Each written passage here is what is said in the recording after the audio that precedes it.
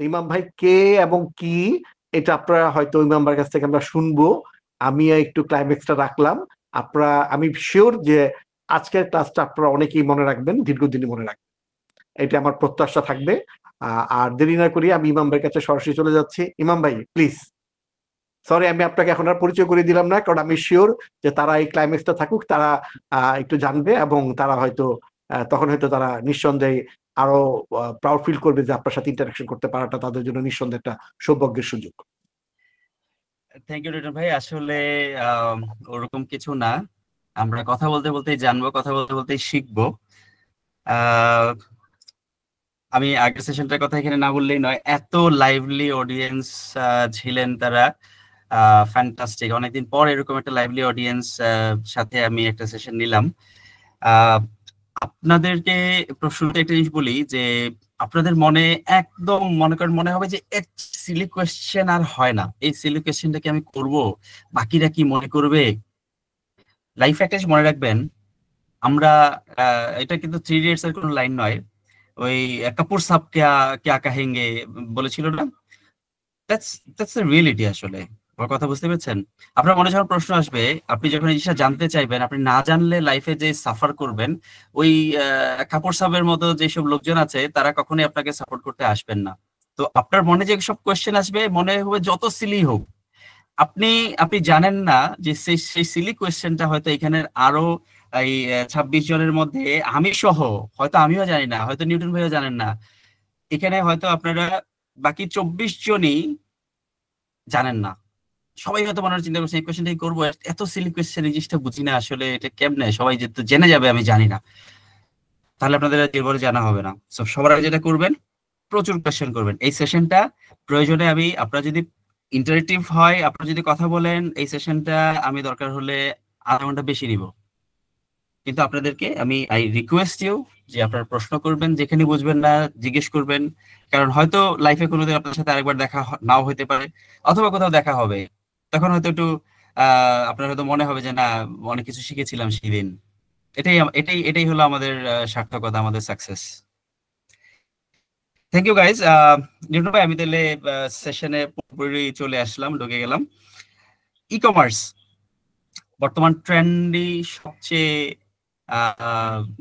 Life easy করা জিনিস, isn't it? কি বলেন? জি হ্যাঁ। তানভীর সিদ্দিক জি, আর কেউ? ই কমার্স কি?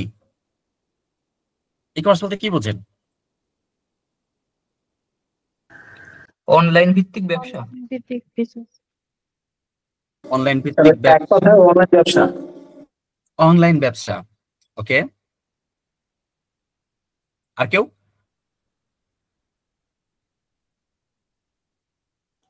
বিজনেসটাকে অনলাইনের মাধ্যমে উপস্থাপন করা সবার কাছে, পুরো বিশ্বের কাছে। গুড, বেস্ট আনসার এখন পর্যন্ত। বিজনেসটাকে অনলাইনের মাধ্যমে প্রেজেন্ট করা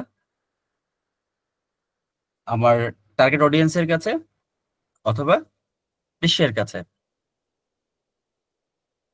ঠিক আছে?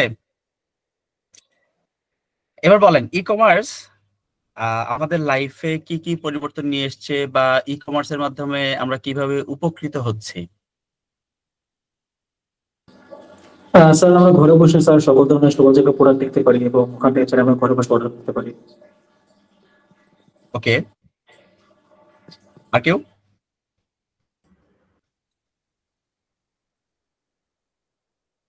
আরাফাত রহমান, নেহা ইসলাম।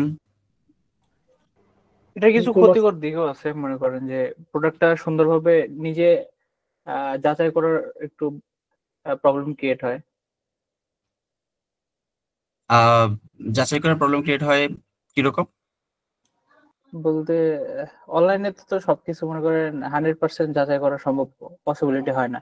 হাতের কাছে আসলে তারপরে সেটা। হ্যাঁ, ক্যাশ অন ডেলিভারি অর্ডার করবেন, হাতে আসবে, দেখবেন, তারপরে প্রোডাক্টটা নিয়ে নেবেন পছন্দ হলে। এই সুবিধা তো দিচ্ছে e commerce, cash on delivery. জি মইনুদ্দিন, কিছু একটা বলছিলেন?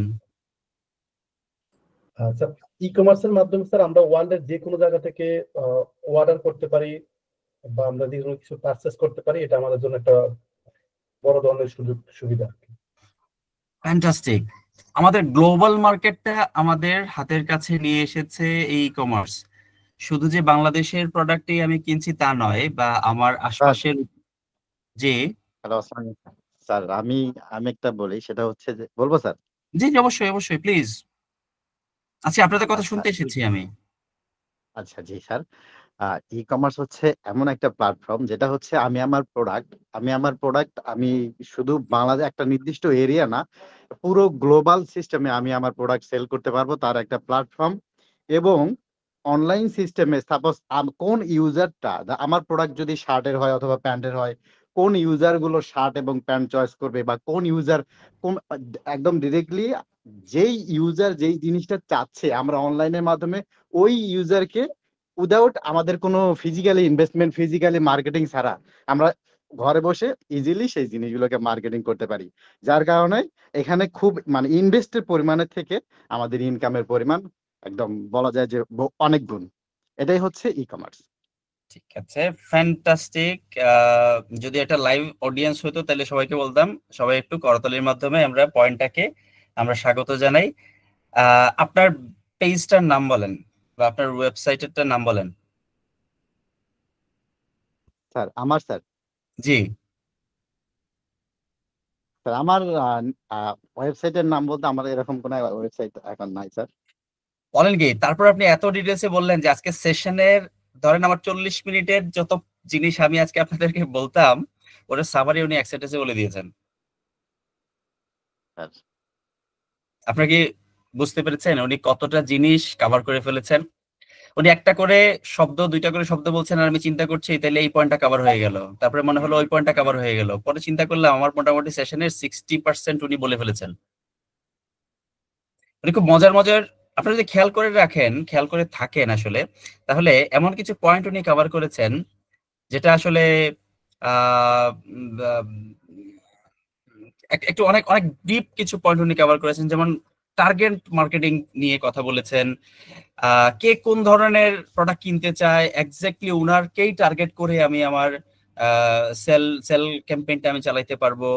এই জিনিসগুলা কিন্তু উনি অলরেডি মেনশন করে ফেলেছেন। ঠিক আছে, আহ, আমরা স্টেপ বাই স্টেপ পরের পয়েন্টগুলোতে ইনশাল্লাহ আমরা যাব।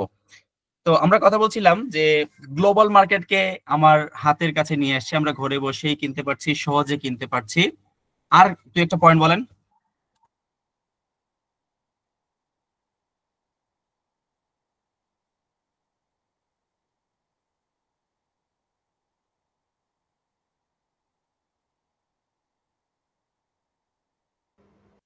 এখানে আমাদের কস্ট কম হচ্ছে যদি কস্ট আমরা কম হচ্ছে।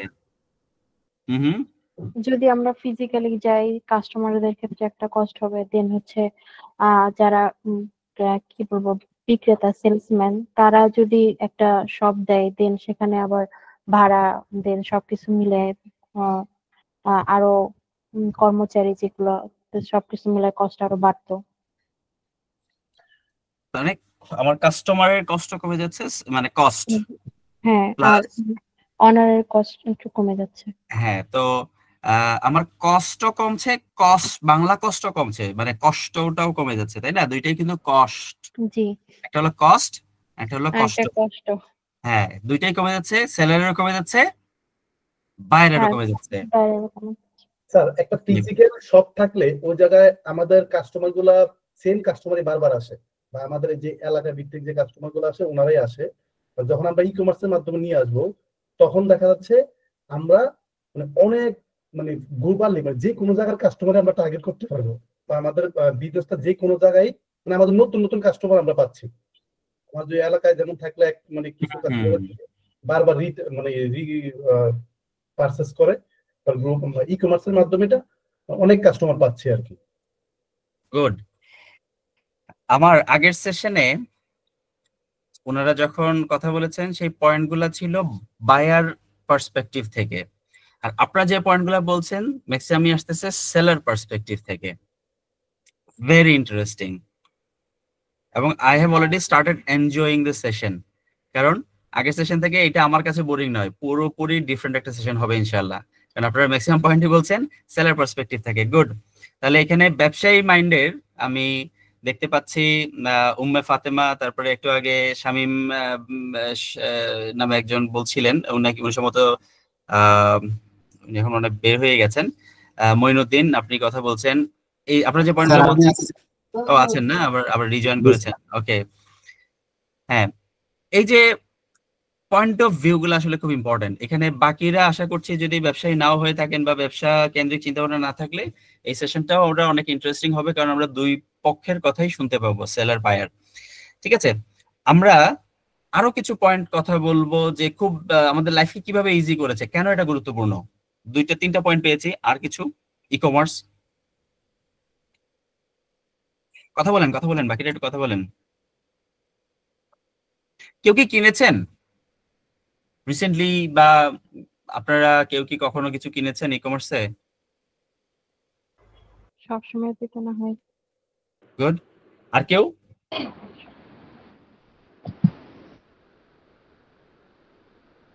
আর কেউ? বুঝলাম না, আরেকবার বলুন তো। আপনারা অনলাইনে কি কি মানে কি লাস্ট কবে কিনেছেন, কিছু কিনেছেন কি? হ্যাঁ, রকমারিতে আজকে সকালে অর্ডার দিয়েছিলাম বই। এক সপ্তাহ Okay. আগে বই অর্ডার করেছিলাম। বই? আজকে সকালে।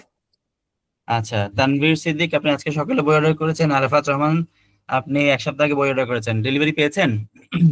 হ্যাঁ পেয়ে গেছি। ওকে, তাহলে আপনি পুরো প্রসেসটা একটু বলবেন যে কিভাবে কি করেছেন?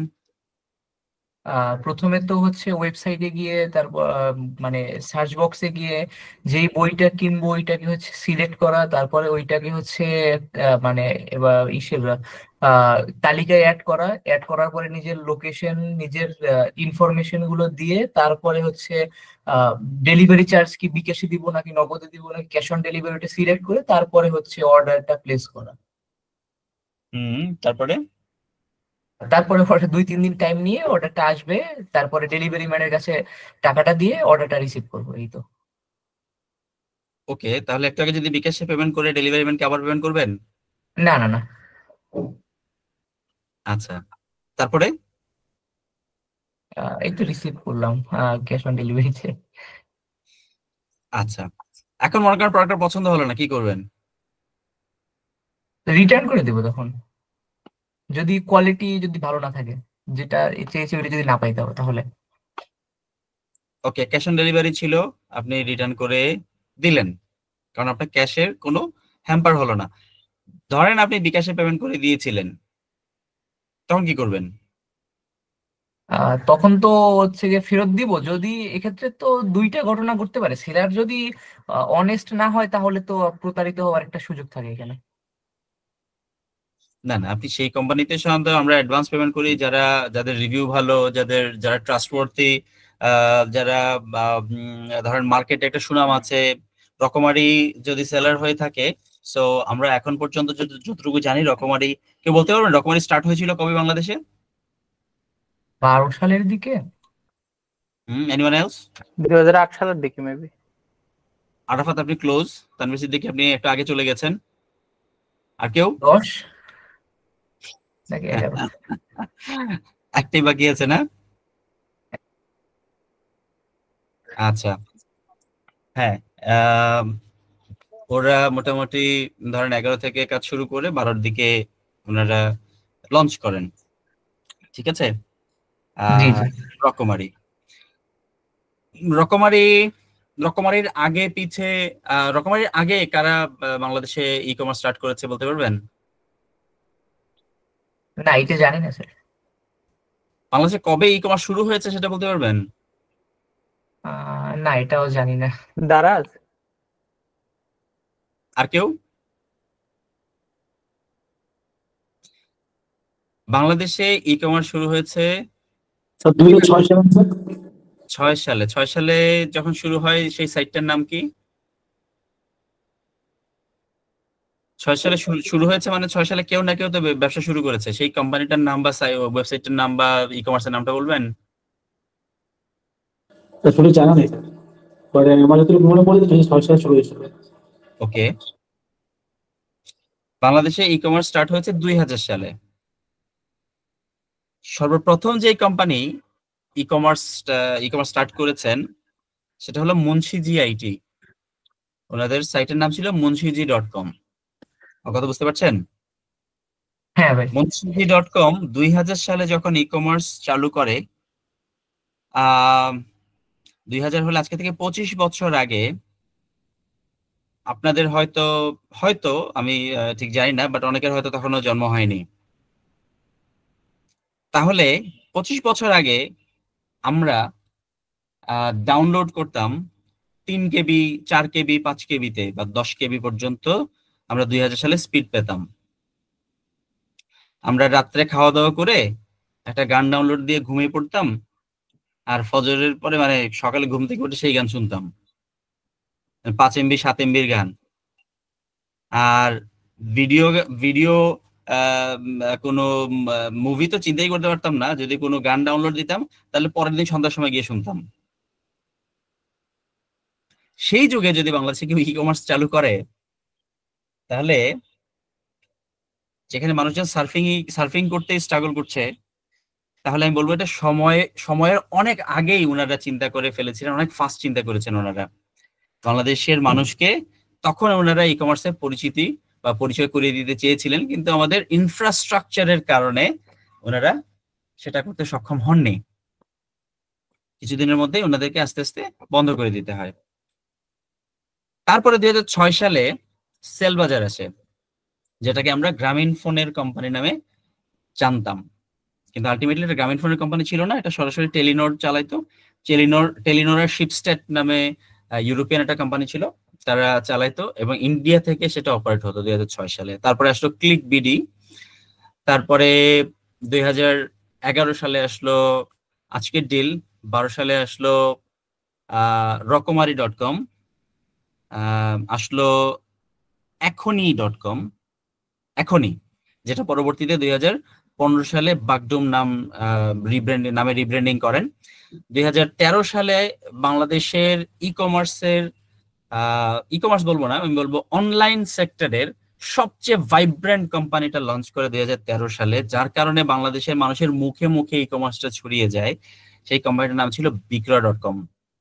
এর আগ পর্যন্ত মানুষজন, হ্যাঁ তানভীর সিদ্দিক, বিক্রয়.com এর আগ পর্যন্ত মানুষজন বাংলাদেশে ঢাকার বাইরে এবং চিটাগাং এ কিছু মানুষ ছাড়া ই কমার্স চিনত না। কিন্তু যখন বিক্রয়.com আসলো, তখন একদম গ্রামে পর্যন্ত মানুষজন অনলাইন জিনিসটা চিনে ফেললো। আমি কেন অনলাইন বলছি, ই কমার্স বলছি না, এটা কেউ বলতে পারবেন?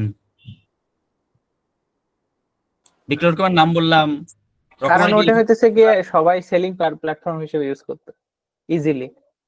তো সেলিং প্ল্যাটফর্ম হিসেবে ইউজ করলে সেটা কি ই কমার্স হয় না? হ্যাঁ, আমি দারাজকে ই কমার্স বললাম, রকমারিকে ই কমার্স বললাম, কিন্তু যখন বিক্রয়.com বলছি তখন বলতেছি অনলাইন প্ল্যাটফর্ম, ই কমার্স বলতেছি না।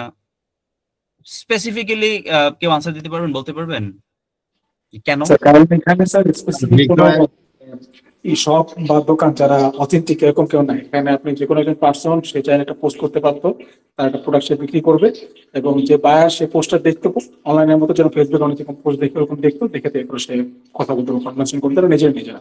তো বিক্রয়ের লাভ কি? বিক্রয়ের লাভ কি এখানে? স্যার হয়তো তারা স্পন্সর নিত। জি, শামীম মিয়া আপনি কথা বলছিলেন। স্যার নরমালি ই কমার্স গুলো হচ্ছে যে ওয়ান ওয়ে সেলিং এ হয় আর কি, আর বিক্রয়.com হচ্ছে টু ওয়ে। এই প্রসেসটাকে কি বলে? এই টু ওয়ে সেলিংটা প্রসেস এটা বলতে পারবো না স্যার, বাট ওয়ান ওয়ে সেলিংটা যে শুয়ে বলেন। স্যার B2B স্যার, মানে বায়ার টু বায়ার। B2B আসলে বায়ার টু বায়ার না, B2B হলো বিজনেস টু বিজনেস। বুঝতে পেরেছেন? B2B মানে হলো বিজনেস টু বিজনেস। তাহলে কি হইতে পারে? বায়ার টু বায়ার বলেছেন, দ্যাটস কারেক্ট। আপনি সমার্থক শব্দ বা সিনোনিম ইউজ করেছেন। এটারই আরেকটা নাম আছে, বলেন। বায়ার টু বায়ারের কি বলা যায় Moinuddin? Arafat Rahman? Sir business to business. হ্যাঁ সেটা তো বললাম B2B, বাট উনি বায়ার টু বায়ার বলেছেন। বায়ার টু বায়ারের আরেকটা টার্ম আছে, customer to customer, consumer two consumer. Consumer two consumer. এলে ওটাকে কি বলে? C2C। কি বলে? হ্যাঁ জি, সি টু সি। C2C। তাহলে C2C যারা, তারা কি ই কমার্স নয়? C2C যারা, তারা অনলাইন প্ল্যাটফর্ম, অনলাইন প্ল্যাটফর্ম, হ্যাঁ। তারা ওই কোম্পানিটা ই কমার্স নয়, তারা অনলাইনে ব্যবসা করছে না, তারা একটা মার্কেট প্লেস, তারা প্ল্যাটফর্ম, তারা মার্কেট প্লেস, তারা হলো একটা একটা মার্কেটের মতো। সেই মার্কেটে আপনি সেলার, আপনি প্রোডাক্টটা বিক্রি করবেন, বিক্রি করার জন্য ওখানে যাবেন, গিয়ে বিক্রেতাকে বলবেন আমি প্রোডাক্টটা সেল করব। সেল করার জন্য সে বলবে আমার এখানে যদি ঠিক মাঝখানে বসতে চান যেখানে কাস্টমার বেশি আসে, অথবা আমি আপনাকে কাস্টমারের কাছাকাছি নিয়ে গিয়ে দিব, সেই জন্য আপনি আমাকে 500 টাকা দিবেন। প্রোডাক্ট বিক্রি করতে পারলেন কি পারলেন না এটা নিয়ে তার কোনো হেডেক নাই। আপনি ওখানে প্রোডাক্টটা রাখবেন, 1 সপ্তাহ সে আপনাকে মার্কেটিং করে দিবে, আপনার রেটটা বিভিন্ন জায়গায় দেখাবে, সে কাস্টমারের কাছে পৌঁছে দেওয়ার ট্রাই করবে, এসব জিনিসের জন্য সে আপনার কাছে 500 টাকা নিয়ে নেবে। কিন্তু বিক্রি হলে বিক্রয়.com এর কোনো লাভ নেই, এই জন্য এটাকে বলে মার্কেট প্লেস। এটা একটা বাজার যেখানে সেলাররা এসে তার প্রোডাক্ট সেল করে চলে যায়। ওই সেল করতে আসার কারণে তাকে কিছু টাকা দেয়, যে আমি তোমার দোকানে একটু তোমার ওই যে মার্কেটে আসলাম ওইখানে একটু বসবো, বসার জন্য কিছু জায়গা আছে, বিক্রয়কম বলবে তুমি কি বসতে চাও, বসার সাথে গিয়ে তোমার একটা সাইনবোর্ড টানাইতে চাও ওখানে, তাইলে আমাকে তুমি দিবা হলো 5,000 টাকা। তুমি যদি বসো আর তোমাকে আমি যদি 10,000 মানুষের কাছে তোমার প্রোডাক্টটা আমি দেখাইতে পারি, তাহলে আমাকে দিবা 10,000 টাকা। অথবা এরকম করে বিভিন্ন রেটে তারা চার্জ নিবে। তাহলে আমি আমার প্রোডাক্ট সেল করব, বিক্রয়.com এখান থেকে কোনো কমিশন বা কোনো আমার প্রোডাক্ট সেলের উপরে তার কিছু নাই। বাট দারাজে যদি আপনি কোনো প্রোডাক্ট সেল করেন, আপনি প্রত্যেকটা প্রোডাক্টের বিক্রির উপরে দারাজ একটা কমিশন চার্জ করে, 5%, 10%, 15, 20, 25, 30, যার সাথে যা এগ্রিমেন্ট, সেই এগ্রিমেন্ট অনুযায়ী সে তার কমিশন নিয়ে নিবে। যদি বিক্রি না হয় তাকে 1 টাকাও দিতে হবে না। বাট বিক্রয়.com এ যদি বিক্রি না হয় তারপরেও তাকে ওই বসার জন্য টাকাটা দিয়ে দিতে হবে, কারণ সে মার্কেট প্লেস, সে নিজে ব্যবসা প্রতিষ্ঠান নয়, সে বাজার কর্তৃপক্ষ আছে, সেই কর্তৃপক্ষ কিছু চার্জ পাবে। আমি ডিফারেন্সটা বুঝাতে পেরেছি আপনাদেরকে? জি হ্যাঁ। সো জি স্যার। একটা হলো ই কমার্স, একটা হলো ক্লাসিফাইড প্ল্যাটফর্ম বা ক্লাসিফাইড মার্কেট প্লেস। বিক্রয়.com হলো মার্কেট প্লেস বা ক্লাসিফাইড সাইট, আর দারাজ.com হলো ই কমার্স সাইট। সে সরাসরি বিক্রি করে, বিক্রির সাথে তার ইনকাম জড়িত। বিক্রয়.com এর বিক্রির সাথে কোনো ইনকাম জড়িত নয়, যদিও বিক্রয়.com B2C স্টার্ট করেছে, বাই নাও নামে একটা সেগমেন্ট স্টার্ট করেছে, কিন্তু তাদের মেইন প্রোডাক্টটা হলো C2C, যার কারণে তারা ক্লাসিফাইড সাইট নামেই তারা পরিচিত। আমি কি বুঝাতে পেরেছি? তাহলে আমরা দুইটা টার্ম পেলাম, একটা হলো C2C, একটা হলো B2C। C2C টা হলো ক্লাসিফাইড, B2C টা হলো বলেন ই কমার্স। যদিও ই কমার্সেরই এরা বিভিন্ন উইং, যদিও অনলাইনের মাধ্যমেই তো হচ্ছে, সো ই কমার্সের মধ্যেই এটা ফেলা হয়, বিক্রয়.com কেও ই কমার্সের মধ্যেই ফেলা হয়, কিন্তু অ্যাকচুয়াল টার্মটা হলো ক্লাসিফাইড সাইট। সে ওখান থেকে তার কোনো সেলিং বাইং থেকে তার কোনো লাভ হয় না। ঠিক আছে, দেশের বাইরের কোনো ই কমার্সের নাম কেউ বলেন? Alibaba, Amazon. Alibaba, Amazon. আর ক্লাসিফাইড বলেন? OLX, সরি, OLX, আর কিছু কমন কিছু যেটা সবাই নাম জানে? ইবে। ইভ্যালি। দেশের বাইরের ইবে নাম শুনেছেন? হ্যাঁ হ্যাঁ শুনছি। ওকে, তাহলে আমরা ছিলাম কোথায়, চলে আসলাম কোথায়? আমরা ছিলাম ই কমার্সের গুরুত্ব আর ই কমার্সের প্রসেস নিয়ে কথা বলছিলাম। তো ই কমার্সের গুরুত্বের মধ্যে সবচেয়ে ইম্পর্টেন্ট এবং সবচেয়ে আমাদের জন্য যেটা সবচেয়ে বেশি প্রয়োজন সেই জিনিসটা আমরা বলিনি, সেটা ছিল প্রসেসের মধ্যে শামীম সাহেব উনি বলেছেন, কিন্তু বাকিরা যে পয়েন্টগুলো বলেছেন এর মধ্যে একটু মিস হয়ে গেছে, যেটা হলো যে আমরা যে কোনো সময় 24/7 আমরা প্রোডাক্ট অর্ডার করতে পারি। আমরা রাত্রে ঘুম থেকে উঠেছি, উঠে মনে পড়েছে সকালে বাচ্চার ডায়পার লাগবে, আমরা কি করেছি, সাথে সাথে চালডাল.com এ ঢুকেছি, ঢুকে দিয়ে দিলাম যে আমার প্রোডাক্ট লাগবে, ফুল প্রসেস ইয়ে করে যখন আমি প্রসিডে আমি যখন চেক আউটে থেকে যখন পেমেন্টে আমি পেমেন্ট করে বের হয়ে যাব, তখন আমি দেখলাম যে আমাকে বলতেছে যে ডেলিভারি কখন চাও তুমি। চিন্তা করলাম আমি তো সকালে 8টার সময় অফিসে চলে যাব, তাহলে আমি দিলাম 7টা থেকে 8টার মধ্যে টাইম দিয়ে দিলাম, স্পেসিফিক টাইম। রাতে 3টার সময় পারচেজ করে স্পেসিফিক টাইম 7টা থেকে 8টা দিয়ে দিলাম। 7টা 5 থেকে 10-এর মধ্যে আমার বাসার নিচে এসে বেল দিবে, স্যার আপনার বাচ্চার ডায়পার নিয়ে আমি চলে এসেছি, প্রোডাক্ট নিয়ে চলে এসেছি, আপনি রিসিভ করেন। বুঝতে পেরেছেন লাইফটা ইজি হচ্ছে কতটুকু?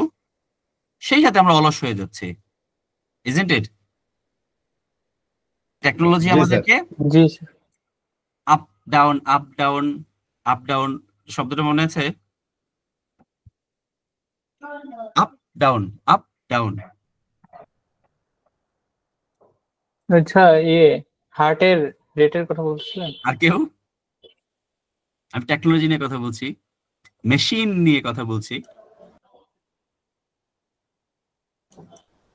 কি বলতে পারবেন টার্মটা? টার্ম না, এটা একটা খুব ফানি একটা সিন ছিল, একটা মুভির scene, up down up down. যখন প্রফেসর জিজ্ঞেস করে what is machine, sir 3 idiots movie. Answer. Technology সেই জিনিস যেটা আমাদের লাইফকে ইজি করছে, মেশিন হলো সেই জিনিস যেটা আমাদের লাইফকে ইজি করছে। তাহলে ই কমার্স আমাদের লাইফকে, আমাদের পারচেজ লাইফকে, আমাদের দৈনন্দিন জীবনকে একদম ইজি করে ফেলেছে। এটার আমরা সুফলের কথাও বলেছি, গুরুত্বের কথা, আমরা এটার যে অসুবিধার কথা সেগুলো আমরা অলরেডি অনেকটাই আলোচনা করেছি। আসেন দেখি আমরা স্লাইড গুলো একটু দেখি, স্লাইড কি বলছে। দেখি আমরা স্লাইডের কতটুকু আজকে কভার করলাম আর কতটুকু এখনো বাকি আছে। আচ্ছা, পরিচিতি পর্বের ক্ষেত্রে আসলে কি বলবো, আমার কথা থেকে যদি আপনারা উপকৃত হন, সেটা থেকেই ওই কি কোন কোম্পানিতে কি করেছি ওটা দেখে তো লাভ হবে না, লাভ হবে আমি আপনাদেরকে কতটুকু জানাতে পেরেছি আর কতটুকু আমি নিজে শিখতে পেরেছি, ওটা থেকেই আসলে পরিচয়টা আমাদের হয়ে যাওয়া বা সীমাবদ্ধ থাকাটাই বেটার। তারপরেও আমি কে, আমি কোথায় জব করেছি, কি করেছি যদি আপনারা জানতে চান তাহলে এখান থেকে দেখতে পারেন। আপনারা যদি লিঙ্কডইনে কানেক্টেড হতে চান সেখানেও হতে পারবেন, আপনাদের যে কোনো কোয়েরি আপনারা সেখানে আমাকে দিবেন, ইনশাল্লাহ আমি সেখান থেকে আপনাদেরকে যতটুকু পারি সাপোর্ট আপনাদেরকে দিব। আমার এই মুহূর্তে একটা লজিস্টিক কোম্পানি আছে, আপনার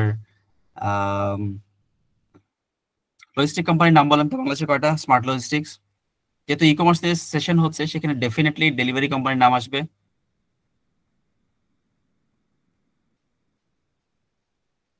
sir street fast. Street fast. অন্য কেউ আরেকটা নাম বলেন? ফেডেক্স। প্রেডেক্স। আর কেউ? পাঠাও। পাঠাও। আর কেউ? পাঠাও। হ্যাঁ পাঠাও বলেছেন। আর কেউ?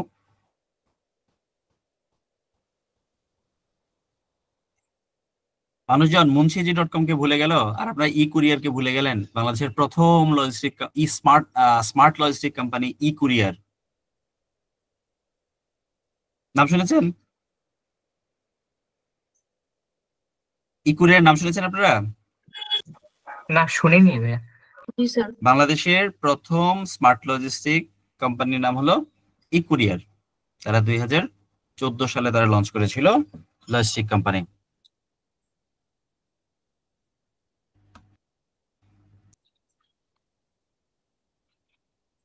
আমার একটা লজিস্টিক কোম্পানি আছে যেটা 12টা জেলায় আমরা কভার করছি। আমরা এখনো 64 জেলায় পৌঁছাতে পারিনি। সেই সাথে নিশ কিছু প্রোডাক্ট নিয়ে কাজ করছি, নিশ মার্কেট নিয়ে কাজ করছি, ই কমার্স। সেটা এখনো একটা মোটামুটি আলহামদুলিল্লাহ একটা এস্টাবলিশড আছে, আর একটা এক্সপেরিমেন্টাল স্টেজে আছে, R&D স্টেজে আছে।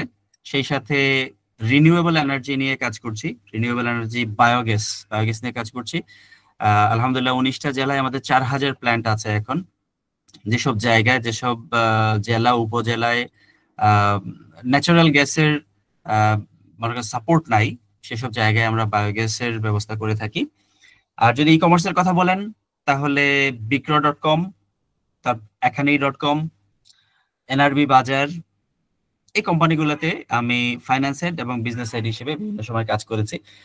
আরো কিছু কোম্পানির সাথে আমি সম্পৃক্ত ছিলাম।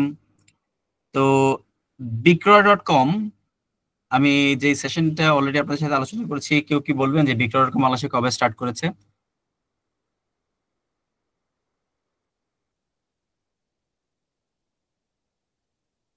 অনেকক্ষণ তো বিক্রয়.com নিয়ে আলোচনা করলাম।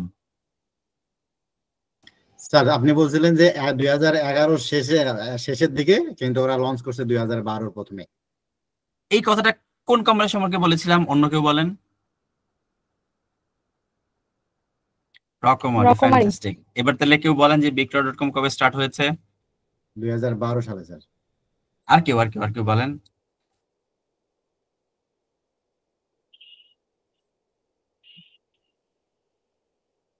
দারাজ কবে স্টার্ট হয়েছে? বিক্রয়.com স্টার্ট হয়েছে 2013 সালে, দারাজ স্টার্ট হয়েছে 2014 সালে। ঠিক আছে।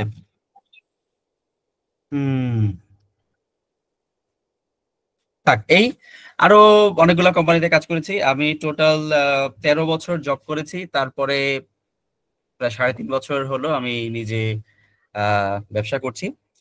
আমি একজন ক্যারিয়ার অ্যাডভাইজার হিসেবেও বিভিন্ন ইউনিভার্সিটিতে, বিভিন্ন ক্যারিয়ার ক্লাবের সাথে আমি সম্পৃক্ত আছি।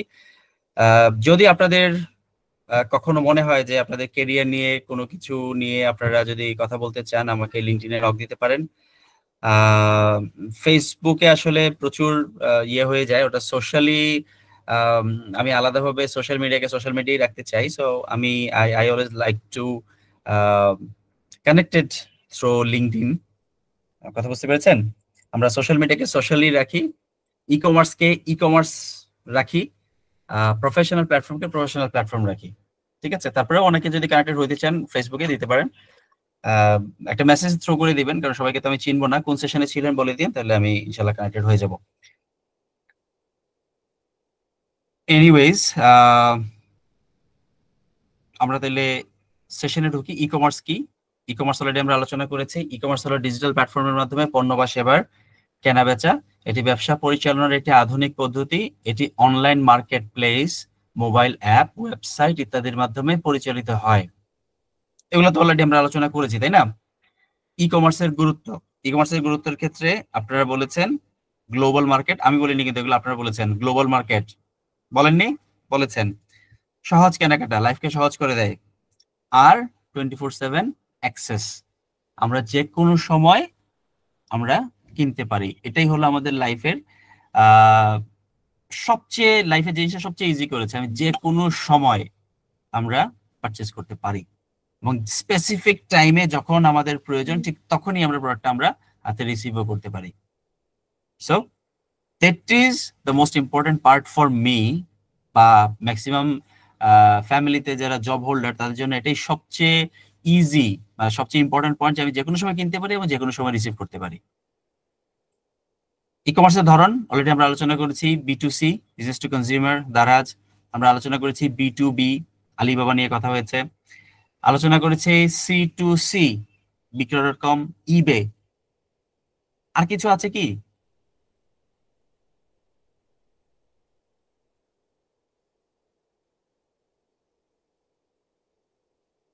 শামীম ছাড়া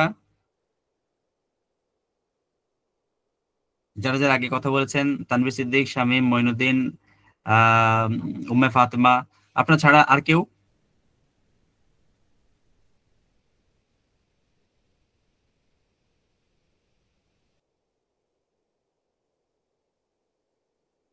ঠিক আছে, আপনারাই বলেন আর কোনো কিছু কি আছে কিনা। স্যার ই কমার্স ধরনের তিনটাই স্যার। আচ্ছা, আরেকটা আছে C2B, C2B, consumer to business. Consumer to business. জি, ওটা কি আপনি ওই যে প্রবাবিলিটি করে বললেন যে B2C, B2B, C2C, তিনটা মিলে গেল, শুধু C2B টা রয়ে গেছে, নাকি 4টা জায়গা আছে, উনি তো একটা জায়গা গ্যাপ রেখেছেন, তাহলে তো এখানে কিছু না কিছু একটা বসবে, এরকম কিছু? জি, গেস করে অনেকটা যে একটা কিছু থাকবে এখানে।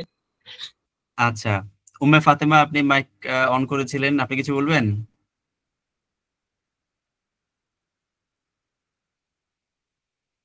ওকে, যেহেতু C2B বলেছেন, এবার তাহলে বলেন C2B টা কি? কনজিউমার টু বিজনেস, বাট এটা কি আসলে, হাউ ইট ওয়ার্কস?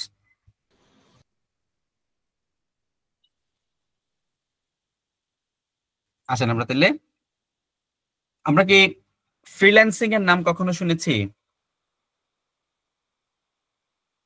ফ্রিল্যান্সিং শব্দটা শুনেছি, ফ্রিল্যান্সিং শব্দটা শুনেছি। হ্যাঁ হ্যাঁ জি স্যার শুনেছি। আমরা সবাই ফ্রিল্যান্সিং শুনেছি অলমোস্ট, এবং সবারই মনের মধ্যে আছে ফ্রিল্যান্সিং করে তো মানুষ অনেক টাকা কামাচ্ছে, তাহলে আমি স্টার্ট করব কালকে থেকে, এই ইউটিউবে একটু দেখবো, ফেসবুকে একটু ঘাটবো কে ফ্রিল্যান্সিং শিখাচ্ছে, ওই কালকে থেকে পরশু থেকে করতে করতে আসলে আমাদের অনেকেরই অনেক বছর চলে যাচ্ছে, আমাদের করা হচ্ছে না।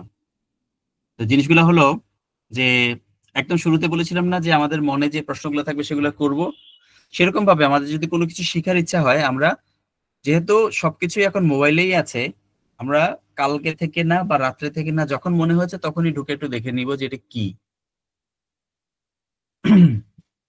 আমি ফ্রিল্যান্সিং এর ছোট্ট একটা এক্সাম্পল দেই।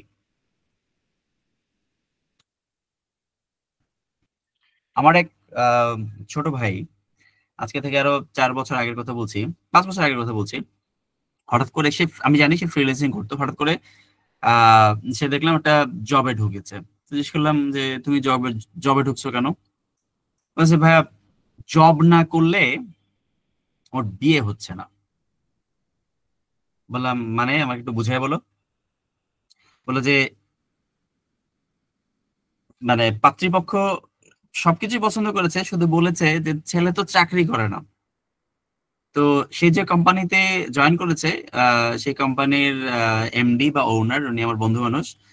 আমি ওরেই জিজ্ঞেস করলাম যে তোমার স্যালারি কত ধরছে? বললো 40,000। বললাম আচ্ছা। এই আমার বন্ধু মানুষ যিনি মেহেদি ভাই, ওনাকে গিয়ে বললাম মেহেদি ভাই এই ছেলেটারে আপনি কেন নিছেন? ভাই বললেন না, ওর বিয়ে হচ্ছে না এই জন্য নিছি। বললাম ওরে আপনি রাখতে পারবেন? বলে দেখি কতদিন থাকে। সেই ছেলে প্রত্যেক মাসে তার ফ্রিল্যান্সিং থেকে তার ইনকাম ছিল 2.5 থেকে 3 লক্ষ টাকা, কিন্তু তার বিয়ে হচ্ছিল না, চাকরি নাই দেখে। এজন্য সে 40,000 টাকা বেতনের চাকরিতে ঢুকছে এবং সে 8 মাস জব করেছে সেখানে। 6 মাস চাকরি করার পরে তার বিয়ে হয়েছে, যে শ্বশুরবাড়ির লোকজন বিশ্বাস করেছে যে এই ছেলে চাকরি করবে। কিন্তু ফ্রিল্যান্সিং করে, আমি যখন তার সাথে লাস্ট আমার কথা হচ্ছে 2022 সালে ওর সাথে লাস্ট কথা হয়েছে, তখন অলরেডি সে প্রায় 3.5 লাখ টাকা করে মাসে তার ইনকাম ফ্রিল্যান্সিং এর মাধ্যমে। সে ফাইন্যান্সে পড়াশোনা করেছে, ইউটিউব দেখে দেখে কোডিং শিখছে, সার্ভার নিয়ে কাজ করা শিখছে, ডেটাবেজ নিয়ে কাজ করা শিখছে। এখন বিদেশি কোম্পানিগুলোতে সে ওই 2 ঘন্টা 4 ঘন্টা করে ডেইলি সময় দেয়, আর ডলারে টাকা ঢোকে তার অ্যাকাউন্টে। এটা হলো ফ্রিল্যান্সিং। 3 বছর কষ্ট করেছি, এখন লাখ টাকার উপরে কামাচ্ছি। এনিওয়েজ, ফ্রিল্যান্সিং আমাদের টপিক না, জাস্ট আপনাদেরকে বললাম যদি মনে হয় যে আমি করব, স্টার্টেড ফ্রম টুডে, সেশন শেষ করেই আপনারা যান, ঢুকেন, দেখেন, শিখেন, কাজ করেন, টাকা কামান। লাইফে তো প্লেটে ভাত থাকতে হবে, তাহলে ওই যে বলছিলাম না যে ওই 3 ইডিয়টস এর যে বলছিল না যে কাপুর সাহেব কে সোচেঙ্গে, কাপুর সাহেব তো আমার প্লেটে ভাত দিবে না, আমি না খেয়ে থাকলে আমার কষ্ট হবে। লোকজন যদি ভাবে আরে ও তো ফ্রিল্যান্সিং করে, ওই ওই যে বলে, আমি অনেকেই জানি, অনেক অনেক স্টুডেন্ট এসে বলে ভাই ফ্রিল্যান্সিং ওরা পজিটিভলি নেয়, বন্ধু বান্ধবরা হাসি ঠাট্টা করে, আরে ও তো ফ্রিল্যান্সিং করে। যে যারা হাসি ঠাট্টা করে তারা করতে পারে না, তারা জেলাস, এই জন্য তারা বলে যে আরে ও তো ফ্রিল্যান্সিং করে। ওরা জানেও না যে ফ্রিল্যান্সিং করে কত টাকা কামানো সম্ভব। ফ্রিল্যান্সিং করে মান্থলি 8-10 লাখ টাকাও ইনকাম করছে, যদি নিজেকে আপনি ওইরকম ভাবে স্কিলফুল করতে পারেন। ওনার কাছ থেকে আমার আরেক পরিচিত আমার এক বড় ভাই আছেন, ইউএস এর একটা কোম্পানি, সপ্তাহে উনি তাকে 4 ঘন্টা সময় দেন। 4 ঘন্টা সময় দেন সেই কোম্পানিকে, শুধু ল্যাপটপ খুলে বসে থাকেন উনি 4 ঘন্টা। ওনাকে ওরা সপ্তাহে ওইটুকু দেখেন, 4 ঘন্টা করে সময় দেন, মাসে 16 ঘন্টা সময় দেন, এই 16 ঘন্টা সময়ের জন্য $4000 দেয় বেতন। বুঝতে পেরেছেন? $4000 দেয়।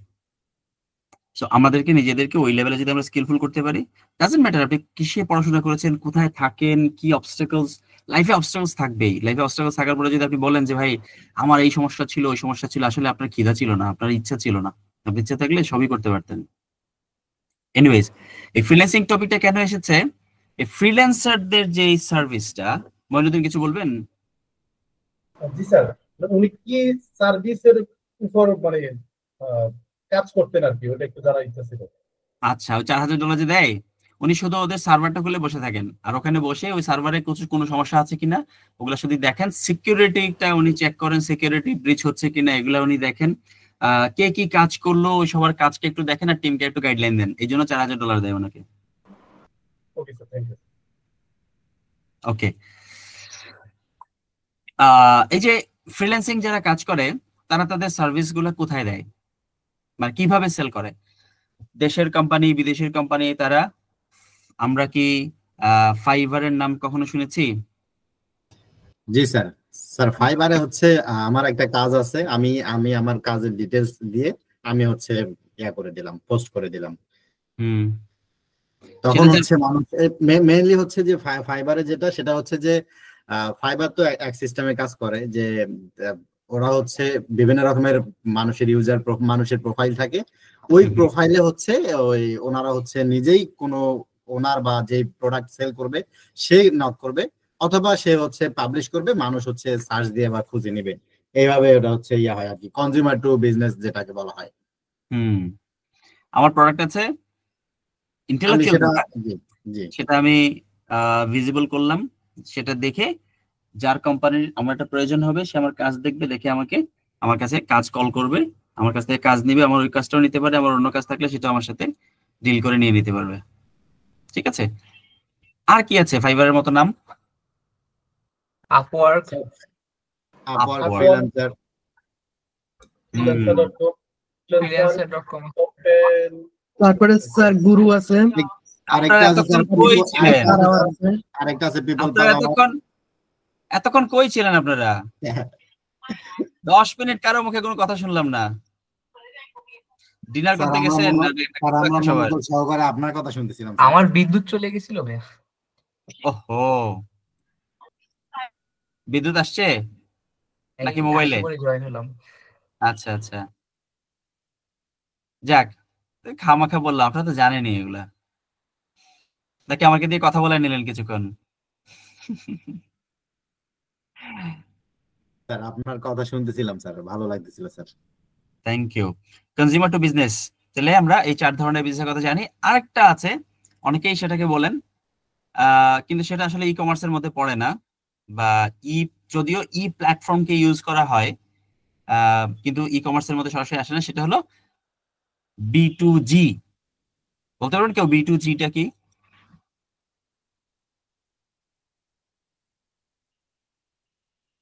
B2G হলো বিজনেস টু গভর্নমেন্ট।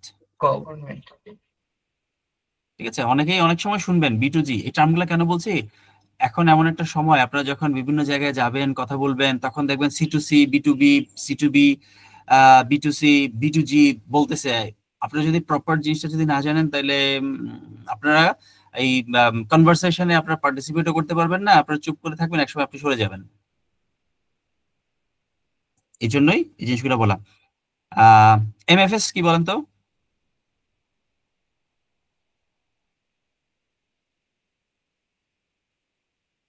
MFS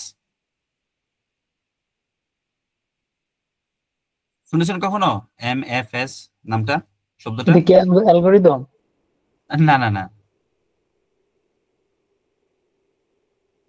ঠিক আছে, আসেন আমরা মোবাইল ফাইন্যান্সিয়াল সার্ভিস, সরি আবার বলেন। Mobile financial services. এটা কি গুগল থেকে পেলেন না চ্যাট জিপিটি থেকে পেলেন? গুগল থেকে।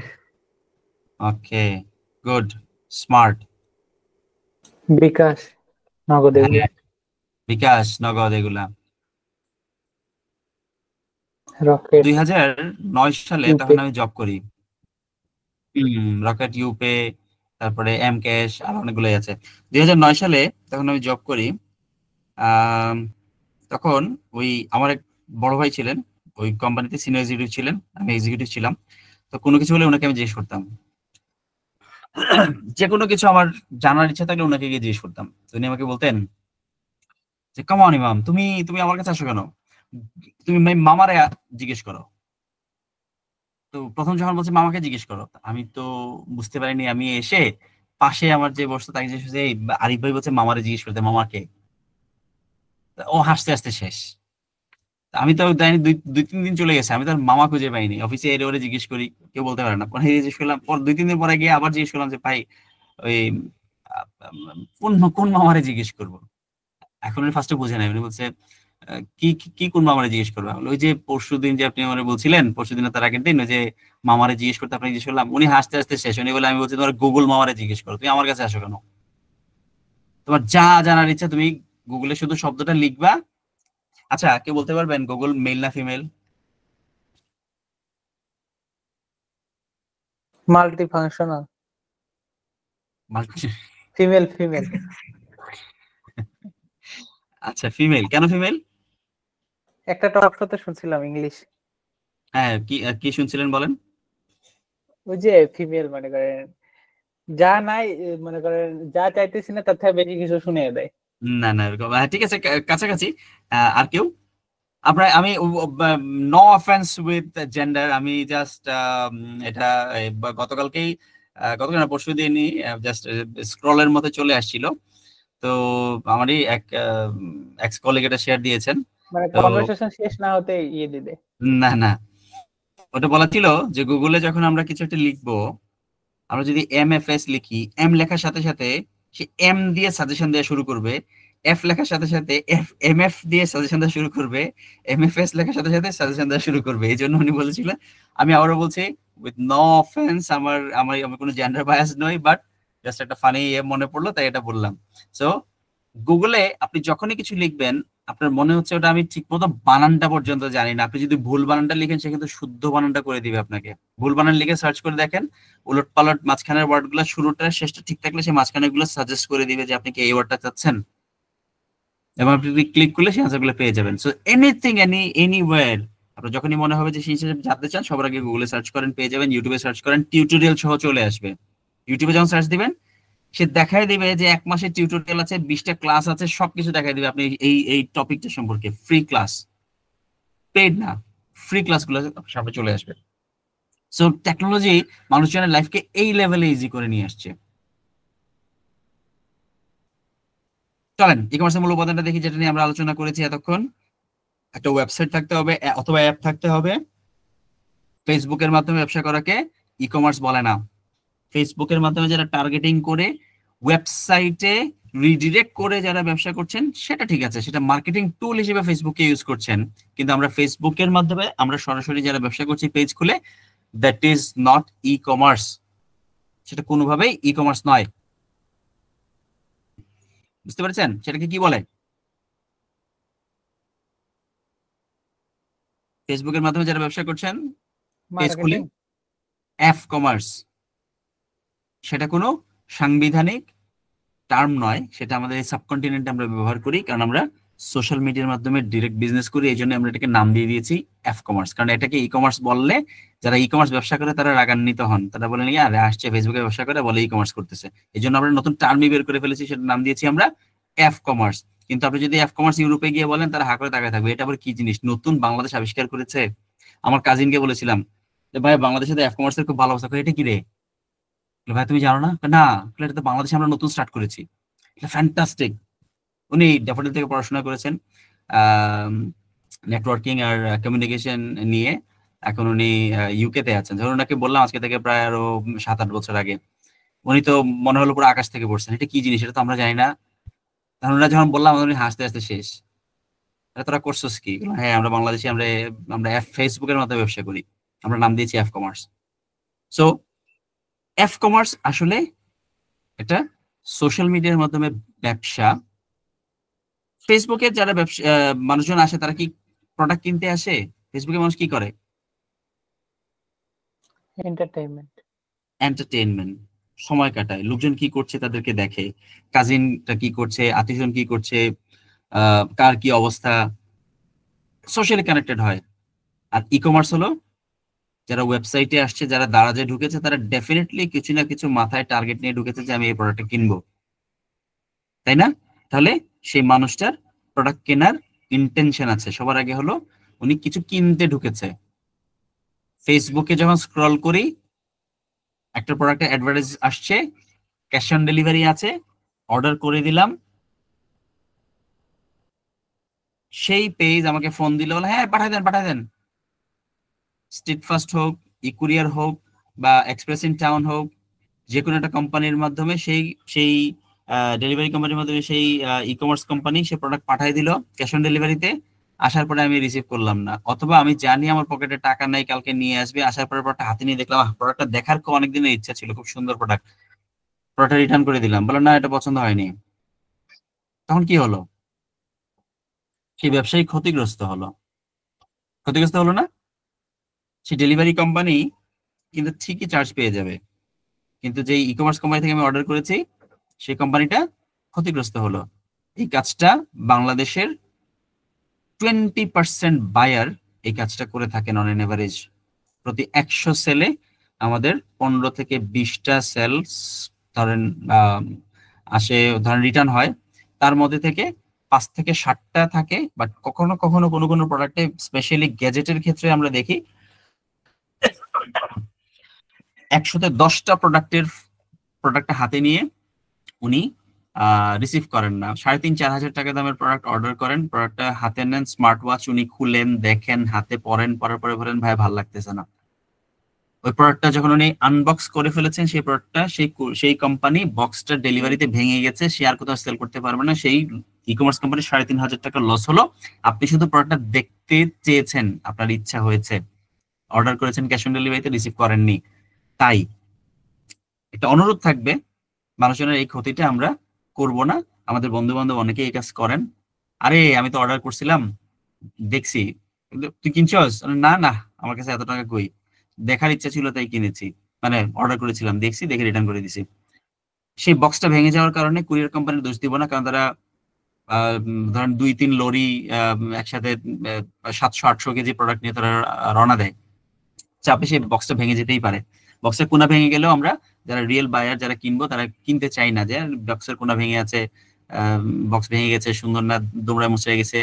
এই কাজটা আমরা করব না, এবং আমাদের বন্ধু বান্ধব যারা আছেন, যারা এই কাজ করে থাকেন, তাদেরকে আমরা ডিসকারেজ করব, এবং আমাদের বাসার লোকজনকে আমরা বলে দিব যে আপনারা কখনো এই কাজগুলো করবেন না, এটা কোম্পানির ক্ষতি করবেন না। আমার প্রচুর প্রোডাক্ট অফিসে পড়ে আছে, আজকেও আমি হাতে নিয়েছি, আমার খুব কষ্ট হচ্ছিল, আমার কয়েক লক্ষ টাকার প্রোডাক্ট জাস্ট এই কারণে পড়ে আছে, যেটা রিসিভ করেননি বিভিন্ন কারণে। জাস্ট প্রোডাক্ট গিয়েছে, কল রিসিভ করে না, ওই প্রোডাক্ট আমি সেল করতে পারবো না। আপনার কি বক্স ছাড়া প্রোডাক্ট নেবেন? কেউ কিনবেন না। সো জাস্ট একটা দুঃখের কথা বললাম, কিছু মনে করবেন না, বাট দ্যাটস হার্শ রিয়েলিটি। ব্যবসায়িক হিসেবে সেটা আমাকে মেনে নিতে হচ্ছে।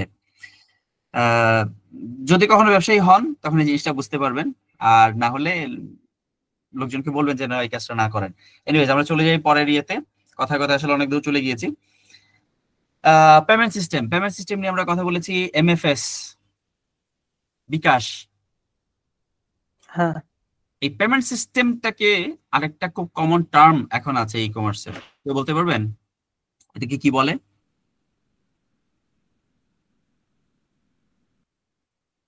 পেমেন্ট সিস্টেম, সিকিউরিটি সিস্টেম বুঝতেছেন? পেমেন্ট গেটওয়ে নাম শুনেছেন? হ্যাঁ। আমরা যখন দারাজে ঢুকি বা যে কোনো ই কমার্সে ঢুকি, নিচে আমরা যখন পেমেন্টের জায়গাটা আসে, তখন নিচে একটা লেখা থাকে এসএসএল কমার্স, দেখেছেন কখনো? হ্যাঁ, এসএসএল কমার্স অন্য একটা নতুন ট্যাবে নিয়ে যায়। হ্যাঁ, অন্য একটা নতুন ট্যাবে নিয়ে যায়। সেই ট্যাবটা হলো এসএসএল কমার্সের তার ওয়েবসাইটে নিয়ে যায়, সেটা কিন্তু অনেক বেশি সিকিউরড।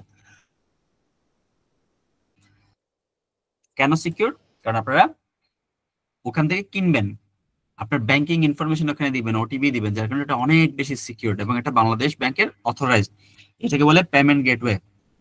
পেমেন্ট গেটওয়ে হলো একটা কমন ব্যাংকিং প্ল্যাটফর্ম বা পেমেন্ট প্ল্যাটফর্ম, ব্যাংকিং নন ব্যাংক, ধরেন ব্যাংক বা নন ব্যাংক, মোবাইল ফিনান্সিয়াল যেই সার্ভিসেস যেগুলো আছে, এমএফএস যে কোম্পানিগুলো আছে, তারা সবার ডাটা ওটাতে কানেক্টেড থাকে। আপনি যখন মোবাইল নাম্বার দিয়ে আপনি যখন বিকাশে পেমেন্ট করছেন বা রকেটে পেমেন্ট করছেন, নগদে পেমেন্ট করছেন, অথবা আপনি ইবিএল এর ক্রেডিট কার্ড দিয়ে, সিটি ব্যাংকের ডেবিট কার্ড দিয়ে, যে কোনো কিছু দিয়ে পেমেন্ট করছেন, একটা প্ল্যাটফর্মেই আপনি ডাটা ইনপুট করে পেমেন্ট করতে পারছেন।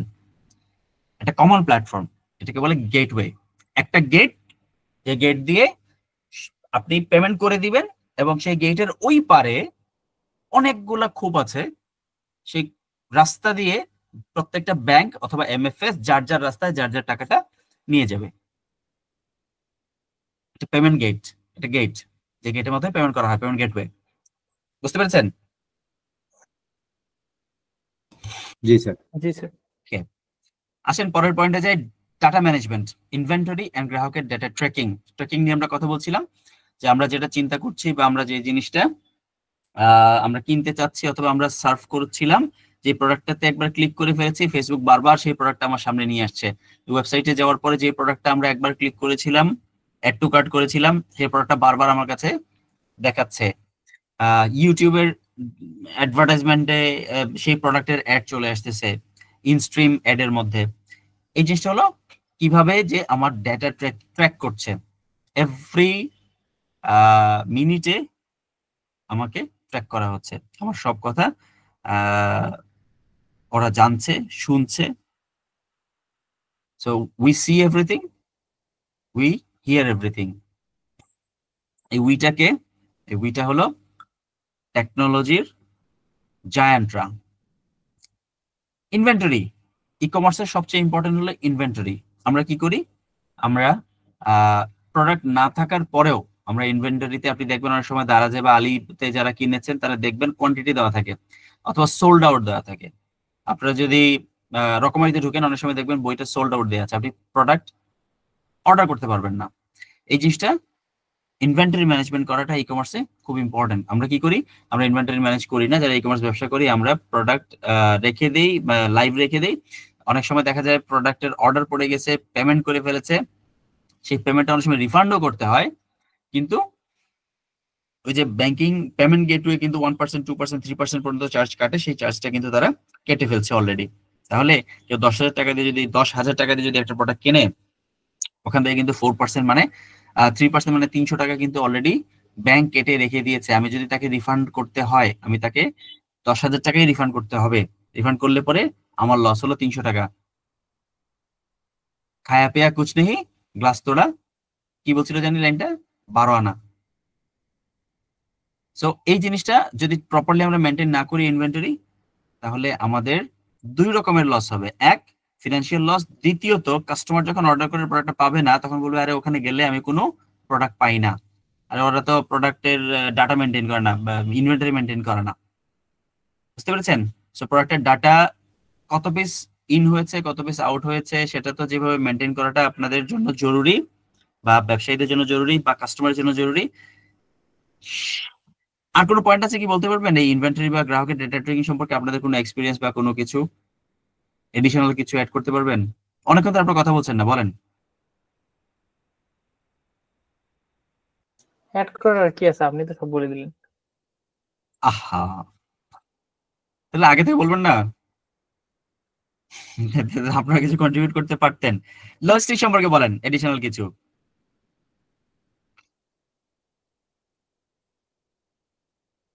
Logistic, supply chain. Supply chain, supply chain নিয়ে কোনো কোর্স বা কোনো ক্লাস কি হয়েছে আপনাদের?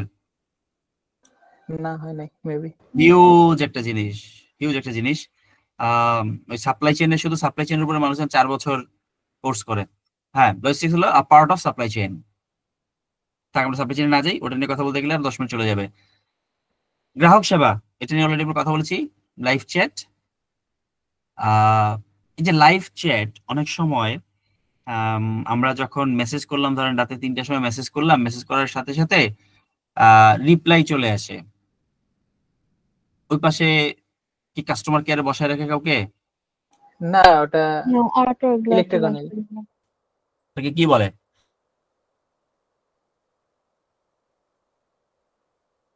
মিনিমাম একটা মেসেজ সেভ করে রাখা থাকে। ওটাকে কি বলে? চ্যাটবট। চ্যাটবট। কে বললেন চ্যাটবট? মেহরাব? আমি মোহাম্মদ মেহরাব মুস্তাকিম। ওকে, চ্যাটবট সম্পর্কে কি জানেন? আমরা তো চ্যাট জিপিটি জানি, আপনি চ্যাটবট কি জিনিস বলেন তো একটু। এপিআই এর মাধ্যমে মনে হয় কল করে ইউজ করা, যেটা স্যার অটোমেটিক রিপ্লাই করে এমন কিছু একটা। এটা অটো রিপ্লাই দিবে। এটা হলো অনেকটা এআই বেসড। এটা আরো আপডেটেড হচ্ছে এখন। প্রথমে নাম আসতো না, এখন নাম সহ রিপ্লাই দেওয়া যায়। আমরা প্রথমে শুধু রিপ্লাই দিত hi, how can I help you. প্রথম প্রথম যখন আসছে তখন স্পেসিফিক্যালি কিছু কোয়েশ্চেন দেওয়া থাকতো, নিজে সেট করা যেত না। তারপরে আস্তে আস্তে নিজে সেট করা গেল। এখন নাম দেওয়া যায়, ছবিও অ্যাড করা যায়, ভিডিও অ্যাড করা যায় রিপ্লাইতে, অটো রিপ্লাই। এবং তার পরবর্তীতে এখন এটা আরো আপডেট হচ্ছে, আপনি কোয়েশ্চেন করে যাবেন, সে এআই এর মাধ্যমে ধরেন ওখান থেকে 3টা-4টা শব্দ কিওয়ার্ড নিয়ে সে আনসার ডেভেলপ করে আপনাকে রিপ্লাই দিতেই থাকবে, কল সেন্টারের মতো। বুঝতে পেরেছেন? সো সেটা আমাদের কাস্টমারের লাইফকেও ইজি করে দিচ্ছে। গ্রাহক সেবা, লাইভ চ্যাট, চ্যাটবট এবং 24/7 সমর্থন। পয়েন্টটা জাস্ট রিড আউট করলাম। এখান থেকে কিছু জানার আছে? আর কোনো কোয়েরি আছে আপনাদের?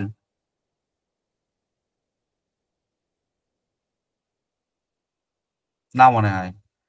চলেন আমরা পরের স্লাইডে চলে যাই। বাংলাদেশে ই কমার্সের বিকাশ, এই বিকাশ কিন্তু সেই বিকাশ নয়। এটা কোন বিকাশ নয়? উন্নয়ন। উন্নয়ন। অনেকদিন পর উন্নয়ন শব্দটা শুনলাম, উন্নয়ন, প্রায় 8 মাস পরে না? উন্নয়ন, উন্নয়ন। আমরা ই কমার্সের উত্থান নিয়ে কি কথা বলেছি আজকে বাংলাদেশে?